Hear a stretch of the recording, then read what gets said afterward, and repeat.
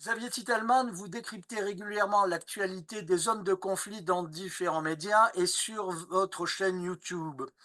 Vous avez à maintes reprises affirmé, comme beaucoup d'experts, que rarement on avait autant intégré la dimension de communication et de propagande dans un conflit comme à l'heure actuelle en Ukraine ou aussi à Gaza.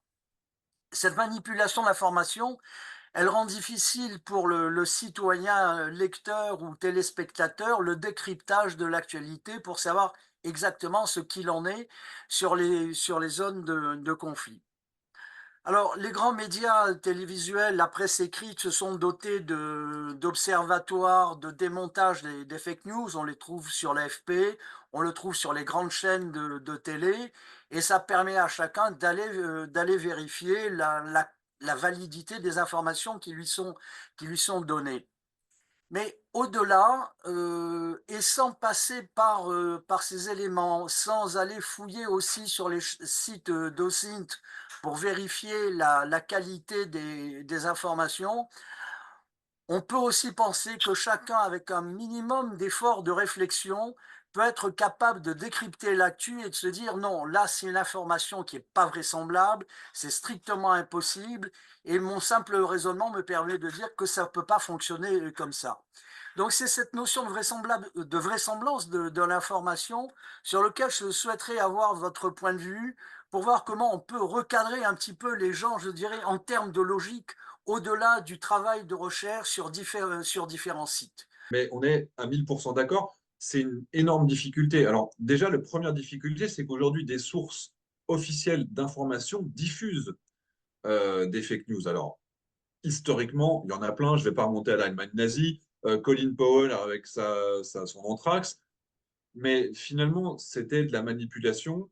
Mais on n'était pas au même niveau de ce qu'on peut voir aujourd'hui parce que des sources officielles fiables, le compte officiel de l'armée russe, par exemple, qui va diffuser des images qui correspondent à un jeu vidéo pour prétendre que les États-Unis soutiennent l'État islamique, qui vont modifier des images satellites. Alors, on sait que les Américains avaient essayé d'induire en erreur les Français en fournissant des images satellites qu'ils avaient orientées différemment. Et heureusement, on avait nos propres moyens pour vérifier, pour nous engager à les suivre dans la guerre de 2003 en Irak. Donc ça, c'est pas réellement une nouveauté. Mais par contre, il faut avoir cette perception, effectivement, que dans les nouvelles gammes de conflictualité, le média est une arme comme une autre. L'inflation, la pénurie, la guerre, la diplomatie et les médias sont des armes. Et taper nos opinions publiques par le passé pour aller influer sur les opinions publiques.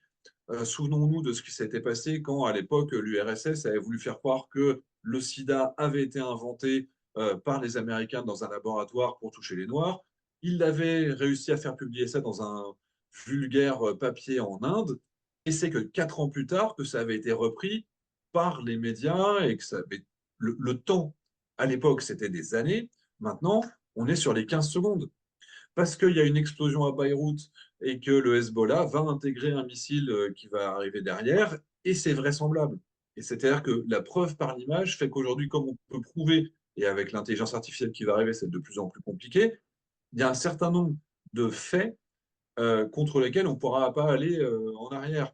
Et je reprends mon exemple du Hezbollah, enfin de cette explosion de Beyrouth, et ben vous avez jusqu'au Premier ministre libanais qui va reprendre l'information et qui va la diffuser, qui va rediffuser cette fake news en faisant une suspicion contre Israël qui, on peut leur reprocher plein de choses, mais en l'occurrence, c'était bien du nitrate qui était stocké depuis des années par la faute du gouvernement. Notre logique, prendre un exemple tout simple, on peut prouver par l'image, il n'y a aucun doute dans aucun camp, qu'il y a quasiment 4000 chars qui ont été détruits dans cette guerre entre l'Ukraine et la Russie. 4000, c'est colossal. 15 000 blindés, 4000 chars. Les Russes disent c'est une majorité de chars ukrainiens. Sauf que les Ukrainiens n'avaient que 800 chars au début de la guerre. Donc comment est-ce qu'un esprit fonctionnel peut croire que l'armée ukrainienne aurait perdu 3 fois plus de chars que ce qu'elle avait au début de la guerre, alors qu'on ne lui a pas transféré des milliers de chars? Ben, malgré cette réalité du terrain, ils vont refuser cette réalité du terrain. Comment est-ce qu'on peut croire qu'il y a 80 000 tombes individuelles et collectives qui ont été creusées à Mariupol, et puis que c'est pour, je sais pas, c'est pour enterrer des morceaux de métal? ils refusent même le nombre de morts qu'on peut prouver par les images satellites. Et puis, je veux dire, aujourd'hui, on a des gens qui croient que la Terre est plate et qu'on n'a pas été marcher sur la Lune. Et puis que l'État impérialiste par excellence, c'est les États-Unis. Ils sont impérialistes, on a plein de choses à leur reprocher, mais aujourd'hui, la menace, c'est quand même pas les États-Unis. Donc, quelle que soit notre capacité à contrer cette désinformation, aujourd'hui, il y a une volonté d'aller sur un narratif qui nous convient. On est sur une réalité alternative. Ce sont les mots de Donald Trump et son état-major. La requête sur l'hôpital de Gaza. J'ai eu le malheur de décrypter les vidéos tournées par 7 angles différents, y compris par la chaîne Al Jazeera, qu'on ne peut pas dire qu'elle est pro-israélienne. On prouve par l'image que c'est une requête qui est tirée du sud de la bande de Gaza et qui retombe. Le simple fait d'oser dire que ce n'était pas une requête israélienne, déjà j'étais un nazi qui voulait le génocide des Gazaouis. Le fait que le chiffre avancé par le ministère gazaoui de la Santé de 500 000 morts, avec juste une roquette qui tombe sur un parking et qu'on voit le lendemain, effectivement, que c'est 3 éraflures par terre qui ont peut-être fait quelques morts, hein, j'étais doublement un nazi puisque je niais la réalité qui était avancée par les autorités de Gaza, qui, étant les autorités officielles, sont reprises par l'ONU telles quelles. C'est comme le FMI qui reprend les taux de croissance de la Corée du Nord. Bon, bah, il y a un moment, on sait bien qu'il y a une différence entre les affichages et la réalité, mais c'est-à-dire que quelle que soit notre capacité à décrypter des informations, vous avez une partie de la population qui va refuser, parce que même s'ils ont accès à une information contradictoire, ils vont la refuser, et puis que de toute façon, même si leur logique leur dit que c'est pas possible, ils vont refuser. Et ça, c'est vraiment une difficulté, c'est qu'aujourd'hui, on est face à des opinions qui ne s'intéressent plus aux faits. On ne cherche que des choses qui vont alimenter par la vraisemblance. Et quand vous aviez des images qui dataient de la Syrie, quand la Russie avait bombardé la Syrie, la Russie qui a tué plus de Syriens que l'État islamique, il faut quand même le rappeler. Et on avait une image avec un immeuble complètement ravagé dans lequel des enfants, une femme avec son un immeuble détruit. Cette image avait été utilisée pour illustrer Gaza. Et quand on dit aux gens, oui, mais ça, c'est la Syrie, c'est la Russie qui a fait ça, ils disaient, oui, mais ça pourrait être. Ben, il n'y a pas de problème alors, ça pourrait être. Les images d'intelligence artificielle, ça pourrait être, donc on peut l'utiliser, donc c'est de la fake news. Malheureusement, je pense que l'intelligence collective, elle s'applique que pour ceux qui sont capables de voir leurs propres contradictions et qu'il y aura de moins en moins de personnes qui sont capables de le faire. Comment on peut faire pour faire en sorte que cette espèce de, en gros, de ces 70% d'une population qui n'est ni d'un côté ni de l'autre, pour faire pencher la balance d'un côté ou de l'autre sur ces personnes qui sont, elles, influençables en fonction d'un certain nombre de critères de logique? Le problème pour moi, c'est la viralité de l'information, qu'elle soit juste ou fausse. Et on est toujours en réaction. Diffuser une information factuelle, un avion a été abattu. On va reprendre même quelque chose qui était de la propagande ukrainienne. Quand il y a un morceau de missile qui est tombé sur le territoire polonais, tuant un pauvre agriculteur polonais, l'Ukraine a dit c'est la Russie qui vous a tiré dessus, il faut se défendre. Les analystes OSINT factuels, j'ai beau être un soutien sans le cacher de l'Ukraine, les morceaux de débris qui étaient tombés étaient des morceaux d'un système S-300 qui était nécessairement un système de défense aérien ukrainien qui avait raté sa cible ou alors qu'il avait touché, mais en tout cas, quand ça va à 3000 km/h, avec l'élan, c'était tombé sur un pauvre Polonais qui était mort. Donc qu'on soit pour ou contre l'Ukraine, quand on s'attache aux faits, on est capable aussi de dire ça, c'est de la propagande ukrainienne et c'est faux. Les chiffres où Zelensky annonce 31 000 morts, alors qu'on peut prouver plus de 40 000 morts, juste nominativement par les gens qui rendent hommage, par les enterrements, par les cérémonies et les médailles à titre posthume, on est à plus de 40 000 morts. Donc évidemment, les chiffres de Zelensky sont faux. Mais alors, comment faire en sorte que la désinformation des États ou la désinformation organisée par des groupes d'influence du Hezbollah, de Wagner, des trolls, etc., euh, soit contrée très rapidement, ça c'est un vrai problème. Comment ça se fait? Et moi, c'est une vraie question. Quand les Russes produisent une vidéo générée en intelligence artificielle dans laquelle ils disent que le président Macron a annulé sa visite en Ukraine parce que, soi-disant, l'Ukraine était en train d'organiser un attentat pour assassiner Macron en faisant attaquer en faisant accuser les Russes, et soi-disant que c'est pour ça que Macron aurait repoussé sa visite. Il y a une vidéo qui sort. qui est partagée massivement, qui est reprise sur Facebook avec des millions de vues, qui est reprise sur Twitter avec un montage qui est assez bien fait, sauf si on zoome et qu'on voit effectivement que le menton fusionne avec la cravate, que la voix est monocorde, qu'il y a des erreurs de traduction. Pourquoi est-ce que Facebook ne supprime pas cette vidéo et systématiquement est capable de l'identifier avec tout leur système d'intelligence artificielle? Pourquoi est-ce qu'il ne la supprime pas? De Twitter, de Facebook, de YouTube, de Rutube, de tous les trucs qu'on veut. Ça ne devrait même pas survivre plus de 10 secondes. Dès que quelqu'un upload ça, son compte devrait être bloqué. Et on aurait une lutte contre la désinformation. Et le problème aujourd'hui, c'est que il faut que j'aille, il faut que vous alliez, il faut que chacun d'entre nous, on aille interpeller chacune des millions de personnes qui ont vu ça pour lui demander de bien vouloir vérifier qu'effectivement, bah, c'est complètement débile, c'est complètement faux, voilà la preuve que c'est faux, voilà comment ça a été monté. Mais qu'est-ce qu'on peut faire? Quand la Russie propage une liste avec 70 combattants français, soi-disant, qui sont morts, dans cette liste, il y a des noms générés par intelligence artificielle, par ChatGPT, dont des noms hautement crédibles comme Jordan Air. Air Jordan, c'est le nom de basket, de chaussures. Et ces noms-là, eh ben, vous avez des milliers de personnes qui vont les partager. Et vous avez des hommes politiques français qui vont dire, ah ben, dis donc, on a 70 morts français en Ukraine, il faut qu'on retire nos mercenaires. Alors, on n'a pas de mercenaires sur place. On a nos politiciens qui se présentent, qui arrivent à avoir 500 voix, 500 signatures de grands électeurs pour se présenter, qui reprennent cette désinformation. Mais quand on fait un appel à l'intelligence, c'est quand même des gens qui sont censés être intelligents s'ils peuvent obtenir ces 500 signatures. Et ce niveau de désinformation qui est propagé par les médias sociaux, qui reste malheureusement inactif. Pour moi, la seule solution, c'est d'empêcher cette viralité et de faire en sorte qu'on obtienne, qu'on oblige les opérateurs, les diffuseurs de contenu d'Internet d'interdire ces vidéos.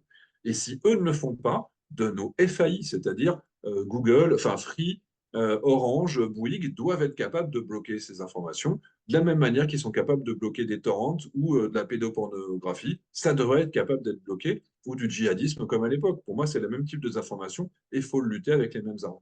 Ce qui est intéressant, c'est de voir qu'on est rentré dans une période de volatilité de l'information qui est quand même assez sidérante. J'en reprends qu'un seul exemple. La mort de cet amiral russe, l'amiral commandant la flotte de la mer Noire, dont les Ukrainiens annoncent qu'il a été tué avec son état-major, les Russes démentent en montrant une pseudo-réunion organisée par Shoigu avec l'amiral en question en image fixe alors que tout le monde bouge. Donc, nécessairement, ça peut susciter quelques interrogations.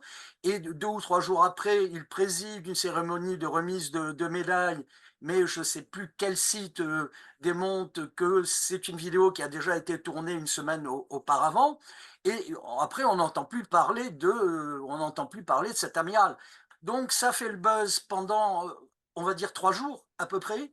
Et c'est complètement passé aux oubliettes. Et je pense qu'il y a lieu de s'interroger sur cette extrême volatilité de l'information. On balance une info, elle est fausse, c'est pas grave. Les gens vont y croire pendant 36 ou 48 heures et après on passe à autre chose.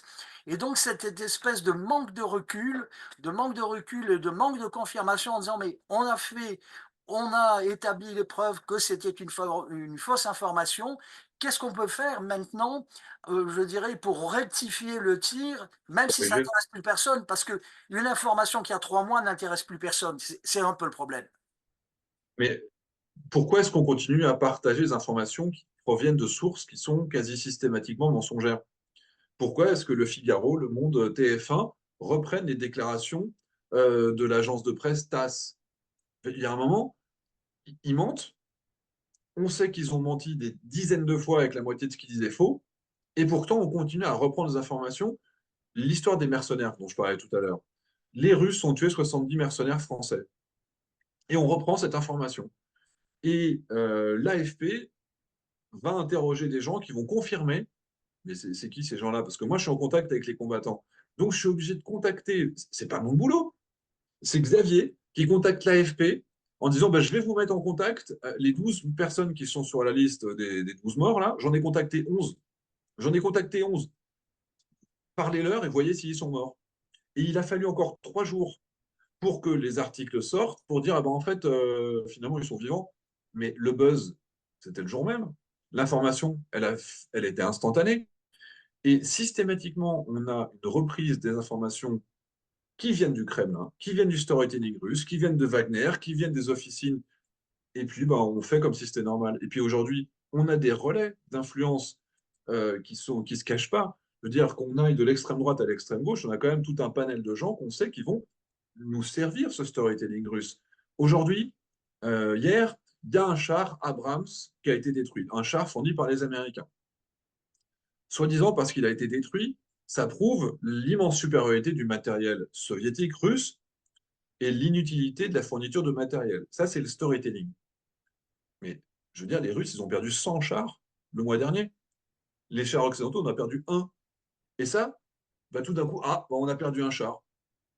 Et alors, je veux dire, mais les Russes arrivent à nous faire croire que parce qu'on a perdu un char, quand eux, ils en perdent 100, 150, 200 sur le mois, eh ben, c'est eux qui sont dominants. Et regardez la presse aujourd'hui, on vous dira, ah là, le premier. Mais moi, je vous garantis, dans 6 mois, quand il y a un F-16 qui sera abattu, et ça arrivera, puisque c'est la guerre, c'est normal de perdre des F-16 de la manière qu'ils perdent des chars ou tout le reste. Eh ben, on aura du storytelling comme quoi ça prouve bien que ça ne sert à rien de soutenir l'Ukraine et que c'est à peine perdu et que c'est du matériel qui nous coûte cher. Dire l'avion, le A-50 qui a été abattu à 300 millions d'euros, eh ben, ça vaut 150 chars. Voilà. Ben, quand les Russes perdent un avion, ça fait un peu de bruit. Et quand les Ukrainiens perdent un char, ça fait beaucoup de bruit. Bah, moi, je ne comprends pas. Mais il faut comprendre aussi que l'audience joue beaucoup. Quand vous avez des articles qui sont massivement partagés, des articles un peu conspirationnistes, des articles, je ne sais pas comment le dire autrement, mais putaclic, en un seul mot, P-U-T-A-C-L-I-C. Ces titres-là, le premier char détruit, effectivement, le 3 millième char russe détruit, on C'est ne va plus en parler. Mais le premier char américain détruit sur le sol ukrainien, ça, c'est quand même sexy. Ben ouais, mais il y a 3000 chars russes qui ont été détruits derrière. Et ils perdent 500 hommes par jour, les Russes. Mais ça fait plus de bruit de perdre 500 hommes par jour. Mais par contre, le deuxième Français qui vont être tués, il n'y en a aucun en 2024, et tant mieux. Ça, on va en faire les gros titres et on va prouver à quel point ça sert à rien. Donc, c'est parce que c'est aussi les médias qui ont besoin de générer du buzz pour générer du clic et qu'il y a cette caisse d'amplification. Et je pense que sous les vidéos que vous avez sur YouTube, vous voyez le nombre de commentaires qui proviennent de ces officines qui amplifient l'information. Plus une vidéo va être commentée, plus l'algorithme de YouTube va la mettre en avant. C'est la même chose sur les articles. Et donc finalement, eh ben, les médias ont tout intérêt à laisser ces débats et ces articles et ces commentaires prospérer en dessous d'eux. Ma chaîne YouTube, elle est modérée. Par exemple, j'ai partagé une vidéo tout à l'heure. Les commentaires sont normaux. Et tout d'un coup, peut-être dans une demi-heure, peut-être demain matin, certainement au jour de 6 heures du matin, quand il commence à faire jour en Russie, tout d'un coup, je vais avoir des centaines de commentaires qui vont arriver en même temps, qui vont répéter le même message, le même storytelling pour essayer de débunker cette vidéo, de la décrire comme violente. Et j'ai par exemple une interview que j'avais fait sur Le Figaro, la Figaro vidéo. On ne peut pas dire que ce soit violent. Eh bien, à force d'avoir des commentaires violents en commentaire, cette vidéo a été euh, marquée comme étant déconseillée aux moins de 18 ans. Une vidéo du Figaro, où j'échangeais simplement. Donc en plus, les vidéos dans lesquelles on fait de l'analyse technique comme on le fait ici, ou des faits, quand elles sont négatives pour la Russie, elles se retrouvent à être réduites en termes d'audience parce que par leur nombre et par la violence des commentaires, ils arrivent à faire que certaines vidéos deviennent ce qu'on appelle shadow ban, c'est-à-dire qu'elles disparaissent. La veuve de Navalny, dont le compte Twitter est fermé, alors que son mari vient de mourir et qu'elle dit simplement c'est triste que mon mari soit mort, il y a quand même un problème. Donc c'est leur nombre, c'est leur masse, c'est le fait qu'ils soient coordonnés par centaines et par centaines, et que, encore une fois, les grandes plateformes de médias sociaux laissent se propager toute cette fake, ce faux monde, cette fausse audience, mais qui aujourd'hui, la pub fait qu'ils en ont besoin.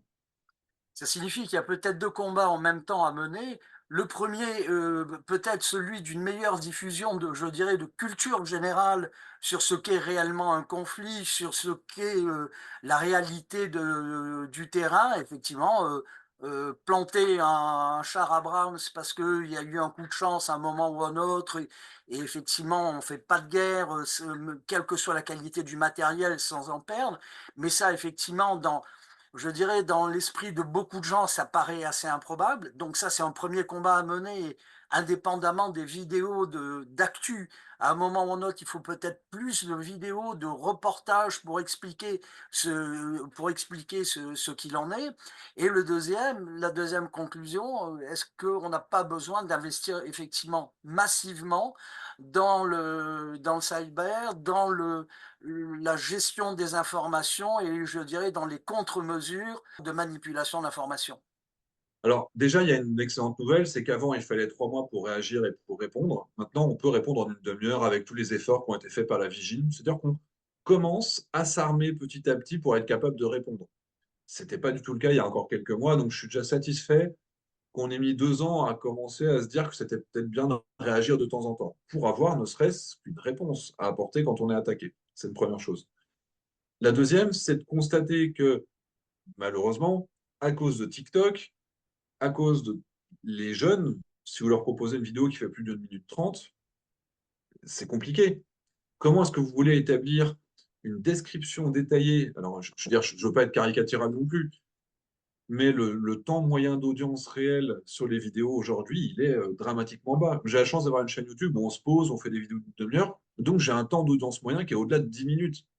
Mais 10 minutes par vidéo sur YouTube, quand on fait des centaines de milliers de vues, c'est très, très, très rare. Et être capable de se poser pour réfléchir, pour faire du débat où on n'est pas. Enfin, ça peut être du coup débat contradictoire, c'est quand même très compliqué. Et il y a toute une dimension, effectivement, éducation. Et là, il y a des beaux modèles. Regardons les modèles suédois, finlandais, taïwanais, des pays qui sont contraints d'éduquer leur population pour être capables d'identifier le narratif chinois, russe, agressif, qui essaye de saper les fondements de la démocratie, qui essaye de dissoudre l'appareil social, qui essaye d'avoir une population qui se divise pour être favorable à la Chine en Taïwan et à la Russie en Finlande. Donc, eux, ils sont aussi capables de prendre ce recul parce qu'ils sont éduqués et on leur apprend dès le début en disant voilà quels sont les risques, voilà de quelle manière ils progressent, voilà quelles sont les informations, voilà quels sont les vecteurs d'influence. Et je pense que l'éducation, nous, si on commence à faire l'éducation aujourd'hui, c'est valable pour dans 10 ans.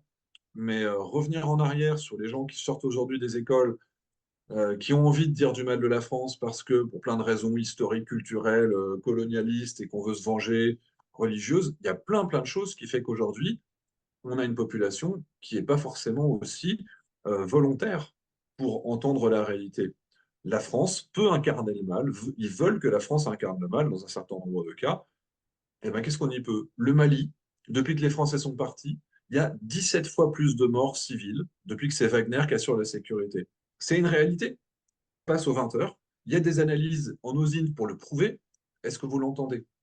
Et les Maliens que vous allez croiser, et je fais des débats avec des Maliens, j'ai des amis en plus là-bas, ils me disent, mais on s'en fout en fait. La France, c'est le mal, on s'est débarrassé de vous. Même si on a 17 fois plus de morts maintenant, une partie de la population va refuser ce fait et va considérer que c'est la France qui se venge en soutenant le djihadiste et les méchants sur place. Et c'est toujours la France les méchants. Vous allez à Djibouti, depuis que les Chinois sont arrivés, c'est pire qu'avant. Parce que les Chinois ont remplacé les Français dans le port, ils ont fait venir des employés chinois et le pays est encore plus pauvre, il est encore plus endetté, la population a encore moins à manger. Mais c'est la faute des Français parce qu'on a été méchants il y a 70 ans. Et qu'est-ce qu'on peut faire en fait contre tout ça? Moi, j'ai pas de solution aujourd'hui. Il y a une certitude, il faut qu'on soit plus pédagogue. J'ai une crainte, c'est qu'on soit obligé de s'abaisser au niveau de la propagande qui est en face de nous. Quand Wagner fait des dessins animés d'un très très bas niveau pour expliquer que les Français sont des rats et qu'ils mangent la nourriture des Africains et que c'est à cause de nous que tout va mal en Afrique, est-ce qu'il faut s'abaisser à ce niveau-là? Si c'est la seule manière de toucher ces pays et pas pour provoquer de la fake news, pour leur expliquer la situation, bah, malheureusement, peut-être qu'il faudra le faire. Mais aujourd'hui, on n'a pas de cellules actives en cyber, en com, pour être capable de simplement répondre aux attaques qu'on subit. Si je peux rajouter un dernier point, je crois beaucoup en l'intelligence collective. Il y a des communautés qui se fédèrent pour OSINT. Et vous avez des milliers d'OSINTeurs qui vont analyser des images, qui vont en faire. Il y a également une capacité d'avoir une intelligence collective en termes de communication et de contre-narratif. Étudier le phénomène qu'avait eu Cybersec, etc., contre l'État islamique. qui avait été infiniment plus efficace que le compte national qui faisait un tweet par semaine pour lutter contre le djihadiste. Regardez les NAFO. C'était une blague par rapport à NATO. Les NAFO, c'est des petits chiens qui vont se moquer des trolls russes, qui vont les décrédibiliser, qui vont apporter des réponses quand ils vont dire n'importe quoi, avec des réponses factuelles. Quand les Russes disent que les accords de Minsk, c'est parce que les méchants Ukrainiens, si les accords de paix dans le Donbass, c'est les méchants Ukrainiens, les NAFO vont répondre non, le cessez-le-feu a été cassé parce que les Russes ont repris les attaques. Quand ils disent que c'est la faute de l'OTAN qui s'est étendue vers l'Est, ils disent non, il n'y a eu aucun accord qui interdisait à l'OTAN d'accepter de nouveaux membres, et même Gorbatchev l'a dit dans telle et telle interview. Et je pense qu'il faut vraiment compter sur les gens. Croire que c'est le gouvernement qui va gérer, je crois beaucoup en l'horizontalité. On est des milliers, on est capable de répondre. Plus on sera capable de répondre de manière nombreuse, et j'invite tout le monde à commenter, à répondre, et à pas simplement dire je m'en fous. Si dans les commentaires, dans les articles que vous lisez, vous voyez des choses négatives, il faut leur dire non, tu as tort pour telle raison, parce qu'ils se sentent dans une impunité quand il n'y a pas de réponse. Et moins on leur répondra, plus ils oseront raconter n'importe quoi. Merci Xavier. On reprendra ces discussions parce que ce travail pédagogique, il faut le faire, le refaire et essayer d'occuper cet espace de communication qui a manifestement bien besoin de compétences comme la vôtre pour redresser un certain nombre de discours vraiment tordus qui fleurissent à l'heure actuelle sur les réseaux. On est nombreux à le vouloir. Faut s'y Merci mettre. Xavier et à une Merci. prochaine À fois. bientôt.